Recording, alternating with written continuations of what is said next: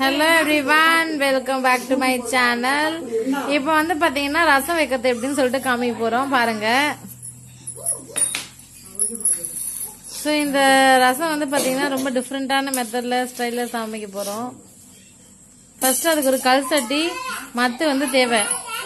பொதுவா கீரை கடையத்துக்கு தான் கல் சட்டி மத்து வச்சிருப்பாங்க.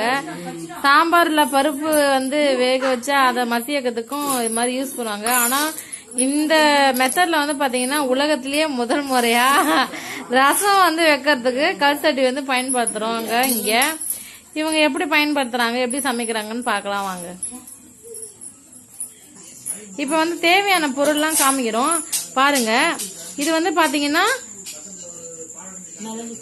மிளகு சீரகம், ஓகேங்களா? மிளகு சீரகம் வந்து இப்ப அந்த மத்துல வந்து போட போறோம். அந்த கல் சட்டியில போட போறோம். மிளகையும் சீரகையும் போடுறோம். அதுக்கு அடுத்து வந்து பாத்தீங்கன்னா பூண்டு. இது தோலோட போடணுமா தோல் இல்லாம போடணுமா? தோலோடவே போட்டணும். அதாவது பல்லு பல்லா வந்து பிரிச்சு வச்சுக்கணும். பல்லோட முழுசா தோல் உரிக்காமையே அதுல போடுறோம், பாத்துக்கோங்க.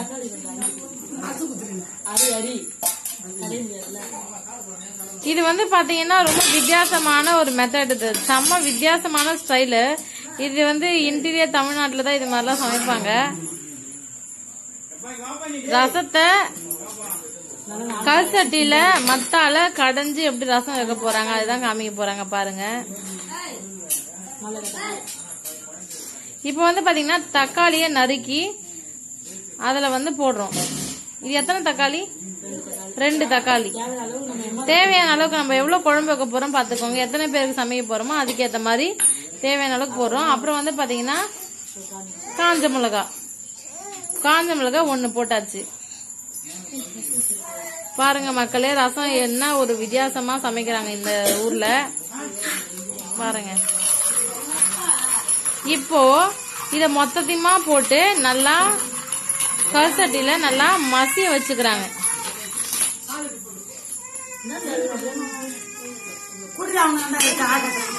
நல்லா மசிய வைக்கணும்.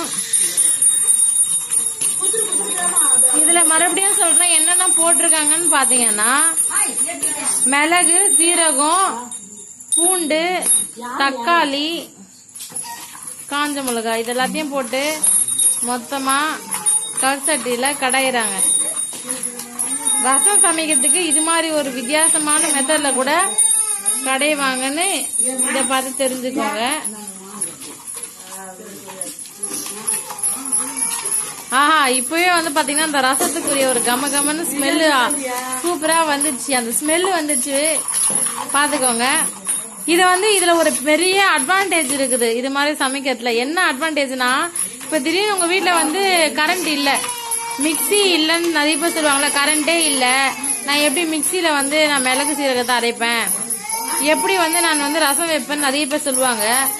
அப்படிப்பட்டவங்க எல்லாம் வந்து பாத்தீங்கன்னா கரண்ட் இல்லாத நேரத்துல இந்த மெத்தடை நீங்க ஃபாலோ பண்ணி ரசம் வந்து வைக்கலாம்.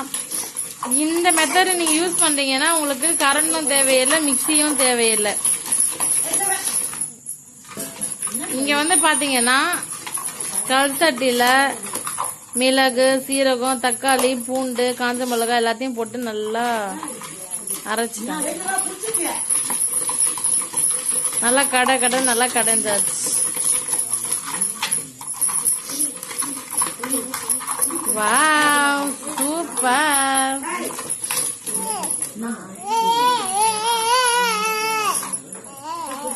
செம்ம இன்ட்ரெஸ்டிங்கா ரொம்ப டிஃபரெண்டான மெத்தடை என் லைஃப்லயே இப்பதான் ஃபர்ஸ்ட் டைம் பாக்குறேன்.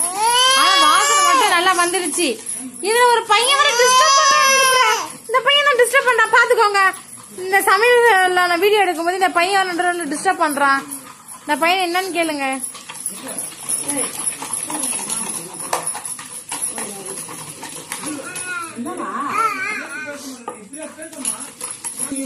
பாருங்க நல்லா கடைன்னு கடைஞ்சிட்டாங்க. இதுல என்ன ஒரு விசேஷம்னா இப்பவே ரசத்துறைக்குரிய வாசனை வந்து விட்டது.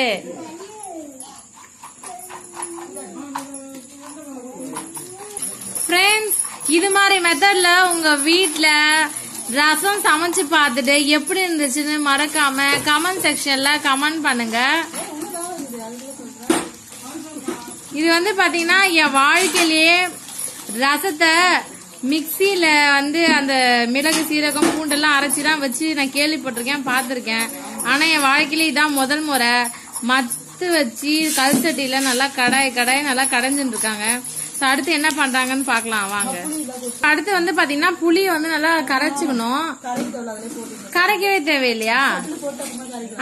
சரி போடுங்க. இப்ப அந்த சட்டியில கொஞ்சம் புளிய போட்டுட்டாங்க. இப்ப வந்து ஒரு தக்காளிய வந்து எடுத்து அதையும் அதுல போட்டுடணும். போட்டு தண்ணி லைட்டா ஊத்தணும்.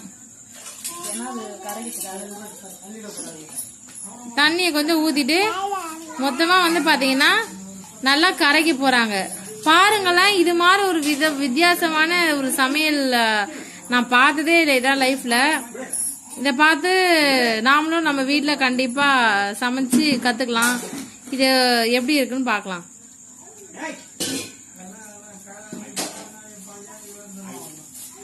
ரொம்ப அருமையா ரசம் வந்து தயார் செஞ்சுட்டு இருக்காங்க.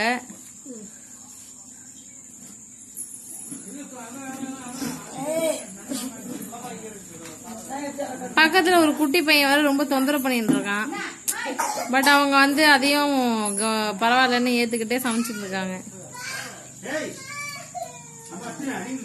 இப்ப பாத்தீங்கன்னா நல்லா கரைச்சு விடுறாங்க அந்த தக்காளியையும் அப்புறம் வந்து அந்த புளியையும் போட்டு. இப்ப வந்து பாத்தீங்கன்னா நிறைய பேருக்கு ஒரு சந்தேகம் இருக்கும். நார்மலா நம்ம ஒரு ரசம் வைக்கிறோம் அப்படின்னா என்னன்னா நல்லா பாத்துக்கோங்க, அந்த புளி கரைச்சல கரையும் போதே அந்த மண்ணெல்லாம் இருத்துட்டு அந்த புளி தண்ணியை தான் யூஸ் பண்ணுவாங்க ரசம் சமைக்கிறதுக்கு. ஆனா இவங்க டேரக்டா புளிய போடுறாங்களே அந்த மண்ணெல்லாம் ரசத்துல வந்துடாதா அப்படின்னு கேட்டதுக்கு அவங்க என்ன சொல்றாங்கன்னா, ரசம் வந்து மேல தண்ணியா நின்றுடும், கீழே வந்து அந்த கட்டியா அந்த மண்ணெல்லாம் நின்றுடும். தெளிவா இருக்க ரசத்தை தானே சமையலுக்கு வந்து பயன்படுத்துறோம் அப்படின்னு ஒரு அருமையான ஒரு விஷயம் சொல்றாங்க. தாராளமா இது மாதிரி நீங்க சமைச்சிருங்க. பாருங்க ஃப்ரெண்ட்ஸ், இது மாதிரி ஒரு அற்புதமான சவுத் இந்தியன் ஸ்டைலே இது ஒரு வித்தியாசமான ஸ்டைலு. ரசம் எப்படி சமைக்கிறாங்கன்னு பார்த்து கத்துக்கோங்க. இது மாதிரி ஒரு வினோதமான வித்தியாசமான ஸ்டைல recipes, south Indian food recipes ஐட்டம்ஸ்லாம் நீங்க வந்து பார்த்து தெரிஞ்சுக்கணும்னா என்னோட சேனலை உடனே சப்ஸ்கிரைப் பண்ணிடுங்க ஃப்ரெண்ட்ஸ். இந்த வீடியோ உங்களுக்கு ரொம்ப புதுசாகவும் இன்ட்ரெஸ்டிங்காகவும் இன்ஃபர்மேட்டிவாகவும் இருக்கும் நான் நம்புறேன். இந்த வீடியோக்கு ஒரு லைக் பண்ணுங்க, ஷேர் பண்ணுங்க, கமெண்ட் பண்ணுங்க. ஆல்மோஸ்ட் கிட்டத்தட்ட வந்து பாத்தீங்கன்னா ரசம் வந்து ரெடி ஆயிடுச்சு. இது என்ன பண்றாங்கன்னு பாக்கலாம். இப்ப வந்து பாத்தீங்கன்னா இதுலயே வந்து பாத்தீங்கன்னா தண்ணி கொஞ்சம் ஊத்துறாங்க. தேவையான அளவுக்கு தண்ணியை ஊத்திடணும் அந்த அதே கல் சட்டியில. பாருங்க ஃப்ரெண்ட்ஸ், இப்ப வந்து பாத்தீங்கன்னா அதே கல் சட்டியில கல்லுப்பு போடுறாங்க. கல்லுப்பு வந்து குழம்புக்கு வந்து ரொம்ப ரொம்ப டேஸ்ட் கொடுக்கும், ரொம்ப நல்லதும் கூட.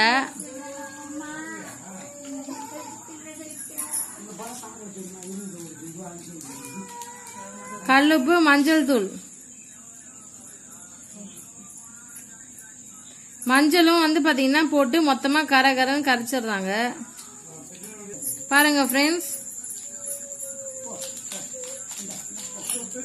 மஞ்சள் தூளை போட்டு நல்லா கரைச்சாச்சு. இப்ப அடுத்து வந்து இந்த கலவையில ரெடி பண்ணி வச்சிருக்காங்க பாத்தீங்களா, அதாவது ரசம். இதுல வந்து பாத்தீங்கன்னா கருவேப்பிலை, கொத்தமல்லி எல்லாம் போட்டுட்டு தாளிக்க போறாங்க. தாளிச்சு முடிச்சா ரசம் தயாராயிடும். ஃப்ரெண்ட்ஸ், இது ஒரு வித்தியாசமான மெத்தடா இருக்கு ரசம் சமைக்கிறதுல. ஸோ டெஃபினட்டா நீங்க வந்து இது மாதிரி ட்ரை பண்ணி பாருங்க உங்க வீட்டுல. எப்படி இருந்துச்சுன்னு கமெண்ட் செக்ஷன்ல மறக்காம கமெண்ட் பண்ணுங்க. இப்ப பாத்தீங்கன்னா கருவேப்பிலைய வந்து போட்டாச்சு. நல்லா கருவேப்பிலை, கொத்தமல்லி எல்லாம் போட்டு ரெடி பண்ணி வச்சிருக்காங்க. இன்னும் கொஞ்ச நேரத்துல தாளிக்க போறோம்.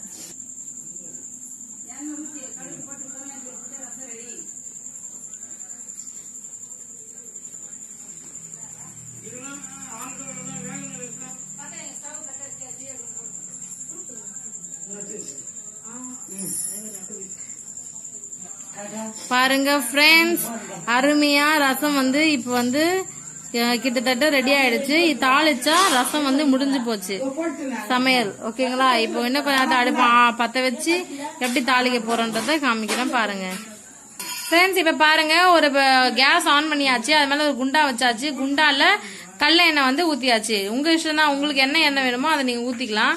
ஆனா கடலை எண்ணெய்ன்றது உடம்புக்கு ரொம்ப ஆரோக்கியமா இருக்கும், சமையலுக்கும் ரொம்ப டேஸ்டா இருக்கும். இப்ப வந்து பாத்தீங்கன்னா தாளிக்கிறது எப்படின்னு சொல்லிட்டு அங்க இப்ப காமிக்கிறோம். நல்லா நோட் பண்ணிக்கோங்க. இப்போ வந்து அடுத்தது வந்து பாத்தீங்கன்னா கடுகு வந்து போட்டாச்சு. இப்போ வந்து பாத்தீங்கன்னா கடுகு நல்லா பொரிஞ்சதுக்கு அப்புறம் காஞ்ச மிளகாவை போடணும். இப்ப பாத்தீங்கன்னா நம்ம அந்த பாத்திரத்துல எண்ணெய் ஊத்தி கடுகு போட்டோம்ல, அது நல்லா பொரிஞ்சிருச்சு. இப்போ வந்து காஞ்ச மிளகா போட்டு தாளிக்க போறோம்.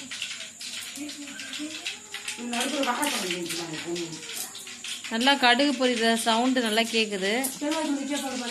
இங்க பாருங்க காஞ்ச மிளகாவை போடுறாங்க. தேவையான அளவுக்கு வந்து காஞ்ச மிளகாவை போட்டு நல்லா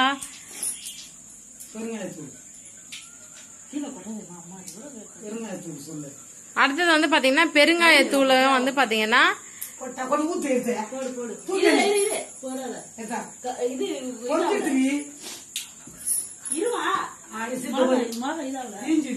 இப்ப வந்து பாத்தீங்கன்னா ஏற்கனவே ரெடி பண்ணி வச்சிருந்தோம் இல்லையா கலவை, அந்த கலவையை வந்து அதுல ஊத்தியாச்சு.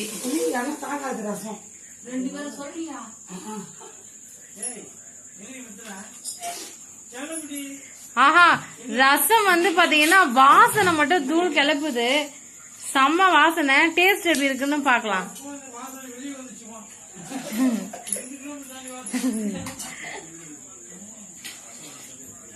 இப்ப வந்து பாத்தீங்கன்னா இது மாதிரி மெத்தட் எல்லாம் வந்து சமைக்கிறாங்க பாத்தீங்கன்னா. அவங்க ஊரு எந்த ஊர்னா இந்த ஊர் பையனோட ஊர் தாங்க, பாத்துக்கோங்க. எப்படி சொல்ல இந்த பையன் ஊர்ல தான் இது மாதிரிதான் சமைக்கிறாங்க. இந்த மாதிரி மெத்தட்லாம். Hello, excuse me. ஹலோ, எல்லாருக்கும் ஒரு ஹாய் சொல்லுங்க. ஹாய் அஸ்வின். அஸ்வின், உங்க ஊர் ஸ்டைல்ல தான் நீங்க இப்ப ரசம் வச்சீங்கல்ல, அதுதான் உலக மக்களுக்கு சொல்லிருக்கேன். ரசம் வந்து பாத்தீங்கன்னா எப்பவுமே ஒரு கொதி வந்த உடனே நீங்க ஆஃப் பண்ணிடணும். ரொம்ப கொதிக்க விட்டா அது வந்து பாத்தீங்கன்னா கசப்பாயிடும், நல்லா இருக்காது டேஸ்ட். அதனால ஒரு கொதி வந்த உடனே லைட்டா கொஞ்சம் தண்ணி ஊத்திட்டு ஆஃப் பண்ணிடணும்.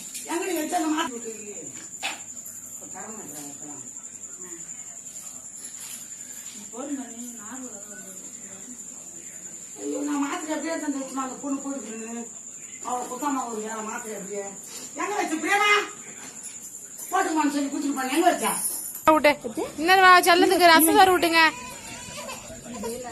செல்ல குட்டிக்கு ரசம் சோறு ஊட்டி விடுங்க. உச்சி குட்டிக்கு ரசம் சோறு ஊட்டிடுங்க.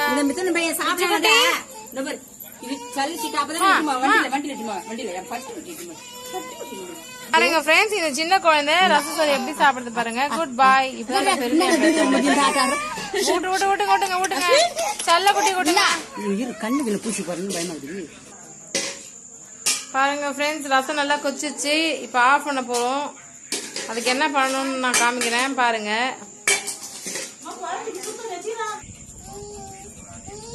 இந்த ரசம் வந்து ஸ்பெஷலா இந்த செல்லக்குட்டிக்காக ரெடி பண்ணது. என்ன செல்லக்குட்டி ரசம் தான் சாப்பிடுவாங்களாம்.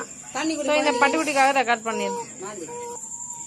பாருங்க ஃப்ரெண்ட்ஸ், ரசம் நல்லா கொதிச்சிடுச்சு. இப்ப என்ன பண்ண போறோம்னா, அத நல்லா ஒரு கொதி நல்லா வந்துருச்சு. ஓகேங்களா. இப்ப வந்து பாத்தீங்கன்னா தண்ணிய கொஞ்சம் ஊத்திட்டாங்க பாத்தீங்களா. அவ்வளவுதான், கேஸ் ஆஃப் பண்ணியாச்சுன்னா ரசம் தயாரிச்சு முடிச்சாச்சு. இது மாதிரி ஒரு அற்புதமான ஒரு ரசத்தை உங்க வாழ்க்கையில இன்னைக்குதான் நீங்க ஃபர்ஸ்ட் டைம் பாத்திருப்பீங்க. சோ அதனால இந்த சேனல்ல வந்து ஃபர்ஸ்ட் டைம் பாக்குற மாதிரி இருந்தா உடனே சப்ஸ்கிரைப் பண்ணிடுங்க. இந்த வீடியோ உங்களுக்கு பிடிச்சிருந்தா லைக் பண்ணுங்க, ஷேர் பண்ணுங்க, கமெண்ட் பண்ணுங்க. தேங்க்யூ, பாய்.